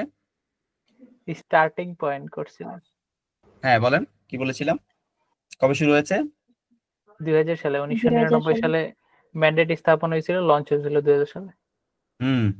কোম্পানির নাম কি? কোম্পানির নাম হইতেছে গিয়া এম দিয়ে কি জানি, দাঁড়ান, মুন্সিজি টেকনোলজি লিমিটেড। দেখছেন এখানে কিন্তু অনেক গুগল আছে, অনেকে মনে করতে পারছিল না। আপনি যে মাত্র এম দিয়ে বলেছেন, সাথে সাথে কিন্তু মুন্সিজি মনে পড়ে গেছে অনেকের। হ্যাঁ হ্যাঁ, ঠিক আছে। তারপরে কি হলো, আস্তে আস্তে 2010 সালের পরে ই কমার্সের বৃদ্ধি শুরু হলো। 2015-16 পর্যন্ত, 17-18 পর্যন্ত অনেক কোম্পানি চলে আসলো। করোনার সময় অনেক কোম্পানি ঝরে গেল, কিন্তু মার্কেট অনেক বড় হয়ে গেল। এর আগ পর্যন্ত যেখানে 3-4%, টু সাম এক্সটেন্ট এটা 6% পর্যন্ত লোকজন অনলাইনে কেনাকাটা করতো, সেটা কোভিড এর পরে এখন পর্যন্ত এসে প্রায় 21%-এ এসে দাঁড়িয়েছে। ঠিক আছে, আর হাজার হাজার ই কমার্স ব্যবসা সফল হচ্ছে। আমরা কিছু জনপ্রিয় ই কমার্স সাইটের নাম শুনি। এগুলো হলো দারাজ, চাল ডাল, পিকাবো, রকমারি, আজকের ডিল। চাল ডালের সিগনেচার আইটেম কেউ বলতে পারবেন কি?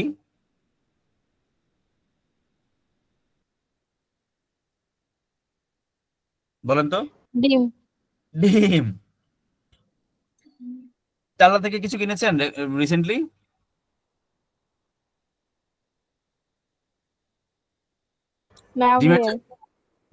ডিমের যখন দাম বাড়ে তখন চাল্লা থেকে ফোন দেয়, ফোন দিয়ে বলে স্যার আমাদের ডিম কিন্তু 129 টাকা। আমি বলি আপনাদের ডিম না মুরগির ডিম? না স্যার আমাদের এখানে পাওয়া যায় 129 টাকা, 135 টাকা। মার্কেটে যখন 150 টাকা তখন প্রায় ফোন আসে, ডেলিভারি চার্জ ফ্রি, 129 টাকা। ঠিক আছে তাহলে কালকে পাঠিয়ে দেন 2 ডজন। এই যে তাদের সিগনেচার আইটেম হলো ডিম। তারা স্টার্ট করেছিল ডিম, ডিম দিয়ে। কেউ বলতে পারবেন ইভেলির নামটা একটু আগে কেউ বলছিলেন, বলেন তো ইভেলের স্টার্টিং প্রোডাক্ট কি?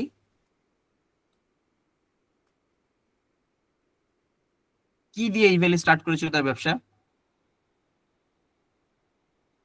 রকমারির যেরকম সিগনেচার আইটেম হলো তার বই,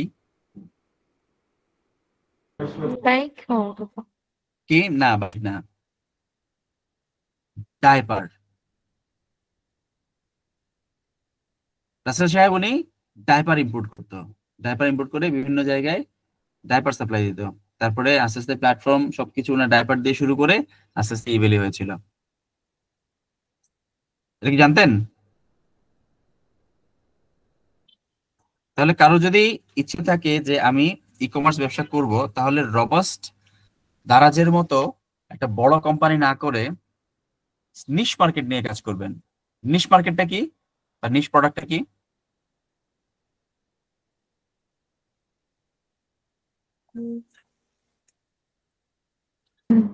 যে প্রোডাক্টটা নিয়ে এখনো ওভাবে কাজ শুরু হয়নি।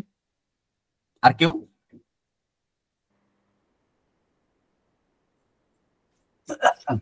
নিশ প্রোডাক্ট হলো বা নিশ মার্কেট হলো, ধরেন আমি চিন্তা করলাম আমি বাচ্চাদের আইটেম নিয়ে কাজ করব। এই যে বাচ্চাদের আইটেম, কি আইটেম? বাচ্চাদের জামা কাপড় নিয়ে কাজ করব।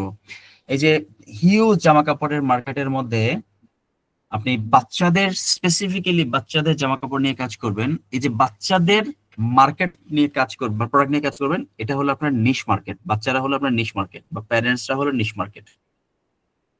আর যে প্রোডাক্ট নিয়ে কাজ করবেন সেটা হলো নিশ প্রোডাক্ট। মার্কেটটা হলো বাচ্চাদের মার্কেট, মার্কেট বলতে মার্কেট প্লেস না, বাচ্চাদের টার্গেট করে যেই প্রোডাক্টটা আপনি নিয়ে আসবেন। তো যেহেতু বাচ্চাদেরকে টার্গেট করছেন, বাচ্চাদের এটাকে বলে নিশ মার্কেট। আর যে প্রোডাক্টটা নিয়ে কাজ করবেন সেটাকে বলে নিশ প্রোডাক্ট। আপনি যদি এখন বললেন যে বাচ্চাদের সব আইটেম নিয়ে কাজ করবো, তাহলে নিশ প্রোডাক্ট নিয়ে, নিশ মার্কেট নিয়ে কাজ করেন, নিশ প্রোডাক্ট নিয়ে কাজ করছেন। বাট মাইক্রো নিশ হবে যদি বলেন বাচ্চাদের কাপড় নিয়ে কাজ করছি, স্পেসিফিক্যালি বাচ্চাদের শুধু কাপড় নিয়ে কাজ করছি, শুধু ডাইপার নিয়ে কাজ করছি, শুধু স্কিন কেয়ার নিয়ে কাজ করছি, তাহলে সেটা হলো নিশ এবং মাইক্রো নিশ। যখনই কোনো ব্যবসা শুরু করবেন অনলাইনে ই কমার্সে, চেষ্টা করবেন সবসময় একটা নিশ প্রোডাক্ট নিয়ে কাজ করতে, এবং এই নিশ প্রোডাক্টটা হওয়া উচিত যে প্রোডাক্টটা আপনি সবচেয়ে ভালো বুঝেন সেটা হওয়া উচিত। আমার বন্ধু ভালোভাবে একটা প্রোডাক্ট নিয়ে ব্যবসা করেছে দেখে যে আমি ভালো করব তা কিন্তু নয়। আমি সেই প্রোডাক্ট নিয়ে কাজ করে ক্ষতিগ্রস্ত হতে পারি। আমার সেই প্রোডাক্টটা সম্পর্কে বিশদ জ্ঞান থাকতে হবে। আসেন ই কমার্সের সুবিধা ও চ্যালেঞ্জ নিয়ে কথা বলি। অলরেডি আমরা এগুলো নিয়ে কথা বলেছি। মাল্টি প্রোডাক্ট নিয়ে কাজ করলে বেশি সুবিধা হওয়ার কথা না? ওখানে তাহলে সব ধরনের কাস্টমারই কম বেশি আসতো, কিন্তু ওখানে একটু তো শুধু অ্যালগরিদম বলছিলেন না কেউ একজন? বলেন তো অ্যালগরিদম কি বলছিলেন? জি জি বলেন, আমি হ্যাঁ বলতেছিলাম।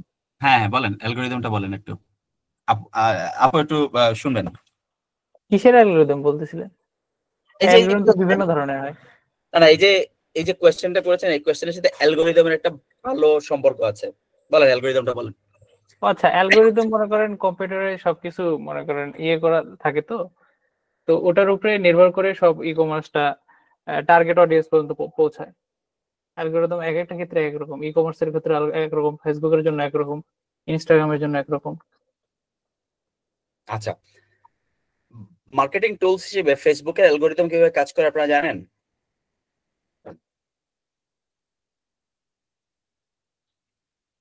কোন অ্যালগরিদম ইউজ হয় এটা স্পেসিফিক জানি না, তবে না, আমি অ্যালগরিদম কিভাবে কাজ করে সেটা বলছি। আমি কোন অ্যালগরিদম ইউজ করে সেটা বলিনি। আচ্ছা, অ্যালগরিদম ওই যে বললাম না, টার্গেট অডিয়েন্স পর্যন্ত পৌঁছায়। তো যে যেটা সার্চ করে ফেসবুকে বা ইনস্টাগ্রামে, তো ওটা অ্যালগরিদমে ফিট হয়ে যায়। ওই কাস্টমারটা কোনটা সার্চ করছে বেশিরভাগ সময়, তো ওই সময় ওই জিনিসের অ্যাড গুলো চলে আসে ওকে, ওর ফিডে। আপনি অনেক দূর কভার করে ফেলেছেন, থ্যাংক ইউ। এবার আমি একটু ডিটেইলসে 2 মিনিটে শেষ করে দিব ইনশাআল্লাহ। এই অ্যালগরিদমটা কাজ করে, ধরেন আমি বাচ্চাদের কথাই বলছিলাম, বাচ্চাদের ড্রেস। ধরেন আমার মেয়ের বয়স 7 বছর। আমি কি করলাম, 7 বছরের একটা মেয়ের ড্রেস আমি সার্চ করলাম। তো আমি কিডস ড্রেস লিখে দিলাম, দিয়ে সার্চ করলাম। সার্চ করার পরে কি হলো, ফেসবুক আমাকে কিছু প্রোডাক্ট দেখালো, অথবা গুগলে সার্চ করলাম, দেখানোর পরে আমাকে কিছু প্রোডাক্ট দেখালো। তো আমি যে পেজ সে সাজেস্ট করলো বা যে ওয়েবসাইট সে সাজেস্ট করলো, সেই ওয়েবসাইটে আমি ক্লিক করলাম বা সেই ফেসবুক পেজে আমি ক্লিক করলাম। ক্লিক করার পরে আমরা গুগলে না যাই, আমরা ফেসবুকের টার্গেটিংটা বলি, তাহলে বুঝতে পারবেন অনেক ইজি হবে। ফেসবুকে লিখে সার্চ করলাম, ওটা আসলো। আসার পরে সেই পেজে ঢুকলাম, ঢুকে আমি তার কাছ থেকে তার ওয়েবসাইট থেকে একটা প্রোডাক্ট কিনলাম। ঠিক আছে, আমি যখন পরবর্তীতে আরেকবার যখন আমি কোনো প্রোডাক্ট অর্ডার করব, তাহলে এই পেজটা সে বা এই প্রোডাক্ট রিলেভেন্ট কোনো প্রোডাক্ট আমি সার্চ করব, এই পেজটাকে সে সবার আগে আমার সামনে নিয়ে আসবে, কারণ সে দেখেছে আমি এই প্রোডাক্টটা কিনেছি। এবং তারপর থেকে বাচ্চাদের যত ড্রেসের আইটেম আছে সব আইটেম আমার সামনে বারবার আসতে থাকবে, বিভিন্ন ধরনের পেজের দেশি পেজের, e commerce page, F commerce page, সব পেজগুলো আমার সামনে আসতে থাকবে। এটা ফেসবুক অ্যালগোরিদমের মাধ্যমে আমাকে দেখাচ্ছে যে এ হলো পটেনশিয়াল, ওইসব সেলারকে বলছে এ হলো পটেনশিয়াল বায়ার, আমাকে দেখিয়ে বলতেছে এ হলো পটেনশিয়াল বায়ার, তাকে আমি তোমার প্রোডাক্ট দেখাবো। এতটুকু পর্যন্ত ক্লিয়ার? জি ভাই। আচ্ছা, পরের স্টেপটা হলো সেই বায়ারকে সেই পেজে যদি শুধু ড্রেস থাকে অথবা শুধু বাচ্চাদের আইটেম থাকে, তাহলে আমার মতো যত প্যারেন্টস আছেন সব প্যারেন্টসকেই সে দেখাইতে থাকবে। এখন আমি কি করলাম, সেটার সাথে মনে হলো কিছু গ্যাজেট আইটেম আমি সেল করব। কি গ্যাজেট? ধরেন আমি স্মার্ট ওয়াচ আমি সেল করব, বা কিচেন গ্যাজেট সেল করব, অথবা ঘরের একটা যে কোনো কিছু একটা সেল করব আমার এই পেজের মাধ্যমে। আমি কিন্তু কিডস আইটেম সেল করি, সাথে সে গ্যাজেট আইটেম স্টার্ট করেছি। এখন ফেসবুক কি করবে, আমি যখন বুস্ট করব তখন সে এই গ্যাজেট আইটেম যারা যারা সার্চ করছে তাদেরকে গিয়ে আমার এই গ্যাজেটটা দেখাবে, দেখাবে না? দেখাবে। পরবর্তীতে আমার ওখানে কি হলো, ওই পেজে আমার গ্যাজেটের অডিয়েন্সও চলে আসলো, বায়ার চলে আসলো, প্লাস ওই পেজে কিন্তু প্যারেন্টসরাও আছেন যাদের গ্যাজেটের প্রয়োজন হতেও পারে নাও হতে পারে। আবার সেই গ্যাজেট গিয়ে সেই অথবা সেই কিডস আইটেম সেই গ্যাজেট যারা কিনেছেন তাদেরকেও গিয়ে দেখাবে যে এই পেজে কিডস আইটেম আছে দেখো। তাহলে আমার অডিয়েন্স কি হলো, ডাইভার্সিফাই হয়ে গেল। যার প্রয়োজন নাই, বাচ্চার ডাইপারের প্রয়োজন নেই, তাকে গিয়ে দেখাচ্ছে এই ডাইপারের একটা। কেন? কারণ এই লোক বা এই ছেলে আমার ওয়েবসাইট থেকে প্রোডাক্ট কিনেছিল, গ্যাজেট কিনেছিল। ফেসবুক যখন টার্গেটিং করছে তখন সে প্রোডাক্ট টার্গেটিং করছে, ওয়েবসাইট টার্গেটিং করছে। আমি তার ওয়েবসাইট ভিজিট করেছিলাম, ওয়েবসাইট থেকে আমি জিনিস কিনেছি, সে ভাবতেছে যেহেতু ওয়েবসাইট থেকে কিনেছে তাহলে আমি এই প্রোডাক্টটা তাকে দেখাই। তাহলে কি হচ্ছে, আমার পটেনশিয়াল বায়ারের ডাইভার্সিফিকেশন চলে আসছে, স্পেসিফিক্যালি আমি টার্গেট করতে পারছি না। আমার কথা বুঝতে পারছেন? আমরা ভাবি সব প্রোডাক্ট যদি আমি এক পেজে সেল করি তাহলে আমার অনেক বেশি রিচ আসবে, অনেক বেশি রিচ আসবে, প্রোডাক্ট সেল হবে না। আপনি দেখবেন ভিউ হয়ে গেছে 1 লাখ মানুষ দেখে ফেলছে আপনার প্রোডাক্ট, কিন্তু সেল হয়েছে 10 পিস। বুঝতে পেরেছেন? এই 1 লাখ মানুষের মধ্যে মাত্র 100 মানুষ ক্লিক করেছে, বাকি 9,90,900 জনের 99,900 জনের এটা প্রয়োজন ছিল না, কিন্তু তারা বিভিন্ন সময় বিভিন্ন প্রোডাক্ট আপনার কাছ থেকে কিনেছে দেখি তাদেরকে এই ওয়েবসাইট যেহেতু ভিজিট করেছি আমার প্রোডাক্টটা তাদেরকে দেখাচ্ছে নিয়ে। এই কাজটা কে করে? ফেসবুকে অ্যালগোরিদম করে। ওটা তো আর মনে করেন ফেসবুকের ইন্ডিভিজুয়ালি কেউ বসে বসে টার্গেটিং করতে পারে না, ওটা ফেসবুকে যে অ্যালগোরিদম সেট করা আছে সেটা থেকেই এটা করা হয়। আমি কি বোঝাতে পেরেছি? জি স্যার। স্যার এটা মনে হয় স্যার এই এই অ্যালগোরিদমটা মনে হয় মোবাইলেও আছে, কারণ আমরা যখন কোনো কিছু নরমালি কথা বলি, একজনের সাথে কনভারসেশন করি, গুগল অ্যাডসেন্স। রাইট। শামিম আপনার কথা শোনা যাচ্ছে না, আওয়াজ আসে না। এনিওয়েজ আমি বুঝতে পেরেছি কি বলেছেন। রাইট, এটা 100% ঠিক। আমরা যে জিনিসটা দোকানে গিয়ে চেক করছি, আমি কিন্তু পকেটে মোবাইলটা আছে, কিন্তু আমার ক্যামেরা অন করা নাই, মাইক্রোফোন অন করা নাই, কিছুই করা নাই, কিন্তু আমাদের বিভিন্ন অ্যাপ কন্টিনিউয়াসলি লগ ইন থাকে। ফেসবুক থেকে তো আমরা কখনোই লগ আউট করি না, 12 পাসওয়ার্ড দিয়ে লগ ইন লগ আউট করবো, তো কি হয়, এটা আমাদের সবসময় আমাদের লগ ইন করাই থাকে। আমরা যখনই কথা বলতেছি ফেসবুক কিন্তু অলওয়েজ আমার মাইক্রোফোন ইউজ করছে। আমরা কি দেই, আমরা যখন এটা দেই তখন আমরা বলি যে while using this app, আমরা কখন মাইক্রোফোন সে অ্যাক্সেস নিবে, ক্যামেরা সে অ্যাক্সেস নিবে while using this app, this time only দেই না, আমরা দেই while using this app। তখন কি হয়, ওই অ্যাপটা কন্টিনিউয়াসলি রানিং আছে, সেই সাথে আমার মাইক্রোফোন এবং ক্যামেরা সবসময় ফেসবুক অ্যাক্সেস করছে। সো আমি যখন দোকানে দাঁড়িয়ে বলছি যে আমাকে ধরেন বা চাল্লাল থেকে ফোন দিয়েছে, আমি বলছি 1 ডজন ডিম দেন, তখন আর যারা ডিম বিক্রি করে তাদের প্রোডাক্ট আমার এখানে দিচ্ছে। আমি দোকানে গিয়ে যখন, ওটা কিন্তু ফোন ইউজ করেছি, দোকানে গিয়ে যখন বলছি ভাই আমাকে ডাইপার দেন অথবা আমাকে কিছু একটা দেন, পরে বাসায় এসে দেখি সেটার অ্যাড আমাকে দেখাচ্ছে। বুঝতে পারছেন? ওই যে ডাটা ট্রেকিং পড়ে আসছিলাম না, এই জিনিসটা অ্যালগরিদম বোঝাতে পারছে। আমি 5 মিনিট সময় নিয়ে নিয়েছি এটাতে, 2 মিনিটে শেষ করতে পারিনি। আপনি বুঝতে পেরেছেন যে অনেক বেশি প্রোডাক্ট নিয়ে আচ্ছা, লসটা কি হলো? আপনার ধরেন আপনার ওয়েবসাইটে ধরেন 100 প্রোডাক্ট আছে, সবসময় আপনার কাছে অ্যাভেলেবল থাকবে না, কারণ 100 প্রোডাক্টের ইনভেন্টরি মেনটেন করতে গেলে আপনার 20 টাকার উপরে ইনভেস্টমেন্ট লাগবে। আপনি যদি ওই বিদেশি কোম্পানিগুলোর মতো যদি মনে করেন 5-7 কোটি টাকা 10 কোটি টাকা ইনভেন্টরি নিয়ে আপনি কাজ শুরু করেন ভ্যারাইটি আইটেমের, তাইলে আপনি রবাস্ট টার্গেট অডিয়েন্স রাখতে পারবেন, তাহলে আপনার প্রোডাক্ট সেল হবে। না হলে কি হবে, আপনি এত বেশি ইনভেন্টরি আপনি মনে করে রাখতে পারেননি আপনার ফান্ডিং এর কারণে, শর্টেজের কারণে, কিন্তু আপনি ওই ফেসবুক আপনার অ্যাকচুয়াল বায়ারের বাইরেও অনেক বায়ারকে আপনার সামনে নিয়ে আসবে,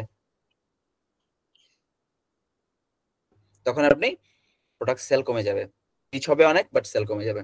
বুঝতে পারছেন? এই জন্য নিশ মার্কেট নিয়ে কাজ করলে বেটার হয়। কাজ করতে পারবেন না, না পারবেন, কিন্তু নিশ মার্কেট নিয়ে কাজ করলে, নিশ প্রোডাক্ট নিয়ে কাজ করলে তখন বেটার হয়, সাকসেস রেট বেশি, সাকসেস রেট বেশি, সেল বেশি আসে। স্যার আপনি যেটা বলতে চাচ্ছেন যে মানে নির্দিষ্ট একটা নিশ নিয়ে কাজ করলে ভালো প্রফিট হবে, নাকি মানে সাকসেস হওয়ার পসিবিলিটি ভালো থাকবে, নাকি ট্রেন্ডিং প্রোডাক্ট অথবা সিজনাল প্রোডাক্ট, বা কি ধরনের নাম ইউজ করলে দেখা যাচ্ছে ই কমার্সের জন্য আমাদের বেটার হয়? আমরা যেহেতু লজিস্টিক কোম্পানি, যারা সিজনাল প্রোডাক্ট সেল করেন তারা প্রোডাক্ট ওয়াইজ আলাদা আলাদা পেজ থাকে তাদের, বুঝছেন?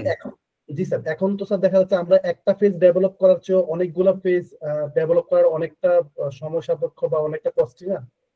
এমন কোন আইডিয়া যেটা দেখা যাচ্ছে আমরা একটা পেজেই মেনটেন করতে পারি বা এরকম কিছু, এটা কি কেমন হয় বা এই ধরনের বিষয়গুলো কেমন সাকসেস রেট? তাহলে আপনি অনেকগুলো পেজ নিয়ে কাজ করবেন না, আপনি স্পেসিফিক আইটেম নিয়ে কাজ করবেন। সিজনাল আইটেম নিয়ে অনেকেই কাজ করছেন কিন্তু এটা লং টার্ম সাস্টেইন করে না। কথা বুঝতে পারছেন? আমরা যারা দেখছি, আমরা যেহেতু ই কমার্সের ট্রেনার, প্রচুর ব্যবসায়ীরা আমাদেরকে নক দেন, এবং সেই সাথে যেহেতু আমরা ই কমার্স অ্যাসোসিয়েশন, ইক্যাবের নাম তো শুনেছেন, ওটাতে এফ কমার্স অ্যালায়েন্স, বাংলাদেশে ফেসবুক নিয়ে ব্যবসা করছেন উদ্যোক্তারা আছেন, ওইটার যে অ্যালায়েন্স ফোরাম আছে সেই ফোরামের কো-চেয়ারম্যান আমি। তো বাংলাদেশের বিভিন্ন জায়গায় আমি গিয়েছি, বিভিন্ন দেশ, বিভিন্ন জায়গার বিভিন্ন জেলার ই কমার্স উদ্যোক্তারা আমাদেরকে নক দেন, তো সেটার আমরা সলিউশন দেওয়ার চেষ্টা করি। তো আমরা যে জিনিসটা আইডেন্টিফাই করেছি যে যারা সিজনাল প্রোডাক্ট নিয়ে ব্যবসা করেন তাদের লং রানে ব্যবসা খুব বেশি, যদি খুব ভ্যারাইটি এবং সিজনাল হলেও আপনি কি ধরনের সিজন, যেমন শীতের সময় আপনি শীতের কাপড় নিয়ে কাজ করেন, আপনি গরমের সময় গরমের কাপড় নিয়ে কাজ করেন, রেইনি সিজনে একটু ভারী কাপড় নিয়ে কাজ করেন, আপনি যদি সিজনাল কাজ করেন কিন্তু শুধু কাপড় নিয়ে কাজ করেন, তাইলে আপনার অডিয়েন্স ভালো আসবে। আপনি যদি সিজনাল কাজ করছেন কিন্তু আপনি শীতের সময় গরমের সময় আপনি আম বিক্রি করছেন আর শীতের সময় আপনি যে সোয়েটার বিক্রি করছেন, তাহলে আপনার অডিয়েন্স খারাপ হবে, সেল ভালো আসবে না। তাহলে আপনি কি স্পেসিফিক মার্কেট নিয়ে কাজ করবেন বা প্রোডাক্ট, নিশ প্রোডাক্ট নিয়ে কাজ করবেন। আপনি যদি কাপড় নিয়ে কাজ করেন, শীত গরম কাপড় নিয়ে কাজ করেন, তাহলে বেটার হবে। গ্যাজেট নিয়ে কাজ করলে আপনি গ্যাজেট নিয়ে কাজ করেন, বেটার হবে। যদি কিচেন গ্যাজেট নিয়ে নেন তাহলে কিচেন গ্যাজেট নেন। আপনি তখন আবার যে ল্যাপটপ বা ইলেকট্রনিক যে গিয়ার গুলা আছে সেগুলা না নিয়ে কাজ করাটাই বেটার হবে। কাজ করতে পারবেন আস্তে আস্তে। যখন ফেসবুকের এই যে পিক্সেলের কথা বলেছিলেন না একজন, পিক্সেলে একটা কমন যারা ব্যবসা করেন তাদেরকে বলা আছে ডলার খাওয়াইতে হয়, এটা একটা common dialogue, common term use হয়। পিক্সেলে $3-4 হাজার, $5,000 পর্যন্ত ইউজ করার পরে ফেসবুক আপনাকে ভালো রিচ দিবে, ভালো অডিয়েন্স সে দেখাবে। $5,000 হলো 5×12 = 60, 5×3 = 65, $6,50,000 ফেসবুককে আপনি দেওয়ার পরে, উপহার স্বরূপ দেওয়ার পরে ফেসবুক আপনাকে একটা ভালো ব্যবসা দিবে। তার আগ পর্যন্ত আপনি স্ট্রাগলার। বুঝতে পেরেছেন? জি স্যার, আমার একটা প্ল্যান জাস্ট আসলে বলাটা ঠিক হবে না। এখানে মনে করতে স্যার, যেমন আমাদের তো সবারই একটা ই কমার্স বিজনেস করলে একটা প্ল্যান থাকে বা সকল কাজের তো একটা ভালো উদ্দেশ্য থাকে। তো দেখা যাচ্ছে যেমন আমি যেই বিজনেস প্ল্যানটা করতে চাচ্ছিলাম, যেমন দেখা যাচ্ছে গিফট আইটেম, তো যেমন আচ্ছা আপনার আমরা একটা আমি প্রবলেম একটু আপনার একটা ভাইয়া share মনুদ্দিন, আপনি আপনি একটু আমার সাথে পার্সোনালি কানেক্টেড হয়ে যান। আপনার কোনো কোয়েরি থাকলে সেটা নিয়ে আমি কথা বলবো না, আপনি লিঙ্কডইনে আমার সাথে কানেক্টেড হতে পারেন। সেখানে আমি বলি আপনাকে আপনাকে এটা অনেকের রাত 11টা বেজে গেছে, তো আমার সেশনটা শেষ করতে হবে। এটা এটা আপনাকে এটা অনেক বড় ডিসকাশন। লিংকডইনে রিকোয়েস্ট পাঠাচ্ছি, ঠিক আছে, আমি লিংকডইনে রিকোয়েস্ট পাঠাচ্ছি। লিঙ্কডইনে ফেসবুকে যদি কেউ কানেক্টেড হন তাহলে আমাকে সাথে মেসেজ থ্রো করে দিবেন। আমি ফেসবুকে সাধারণত এন্টারটেইন করি না, আমি লিঙ্কডইনে বেশি রিপ্লাই দিতে স্বাচ্ছন্দ্য বোধ করি। তারপর একটা মেসেজ দিয়ে দিন, মেসেজ রিকোয়েস্টে থাকবে, সেখান থেকে দেখে আমি একসময় করে নিব আপনাদেরকে। ঠিক আছে, আর সেশনটা অলমোস্ট ডান। ই কমার্সের ভবিষ্যৎ, এআই নিয়ে কথা বলেছি, এগুলো সবই আমরা বলেছি। ক্রিপ্টোকারেন্সি বাংলাদেশে এখনো ইলিগেল, এটা এখনো কবে আসবে কখন হবে সো এটাতে আমরা না আছি, বাট ক্রিপ্টোকারেন্সি সম্পর্কে তো আপনারা জানেন, আর না হলে মামা তো আছেই, আমার সাথে জেনে নিয়েন। আমরা ক্রিপ্টোকারেন্সি নিয়ে শুধু এখানে বলবো যে ক্রিপ্টোকারেন্সির বিটকয়েনের মাধ্যমে এটা ডিজিটাল মুদ্রার যে ব্যবহারটা হবে সেটার মাধ্যমে একসময় ই কমার্সের লেনদেন হবে। বাইরে অলরেডি অনেক দেশে হচ্ছে বা ট্রাই করছে, আমাদের দেশে এখনো হয়নি। Hyper personalised voice commerce, AI, machine learning, এটা অলরেডি আমরা আলোচনা করে ফেলেছি। আমরা যেটা চাই সেই অনুযায়ী ফেসবুক আমাদেরকে বা গুগল আমাদেরকে টার্গেট করে প্রোডাক্ট পাঠায়, অ্যাড পাঠায়। Thank you, that's all from me for today. আমি জানি না আপনাদের সেশনটা কতটুকু উপকার নিয়ে আসতে পারবে, বাট অনেক লম্বা সময় আপনারা দিয়েছেন, প্রায় 1 ঘন্টা 20 মিনিট সময় নিয়েছে 1 ঘন্টার সেশন। নিউটন ভাই, আমি অনেক বেশি সময় নিয়ে নিয়েছি। ওদের অনেক প্রশ্ন ছিল, অনেক ইন্টারেক্টিভ সেশন ছিল। আমি শুরুতেই বলেছিলাম যদি আপনারা প্রশ্ন করেন এবং জানতে চান তাহলে আমি দরকার হলে আধা ঘন্টা সময় বেশি নিব। That's what I did. ঠিক আছে, আশা করি সবার কোয়েশ্চেন আমি স্লাইড ওয়াইজ আনসার দিয়ে দিতে পেরেছি। তারপর যদি কারো কোনো কোয়েশ্চেন থাকে এখন করতে পারেন, অথবা আমাকে লিঙ্কডইনে আপনারা কোয়েশ্চেনগুলো করে নিতে পারবেন।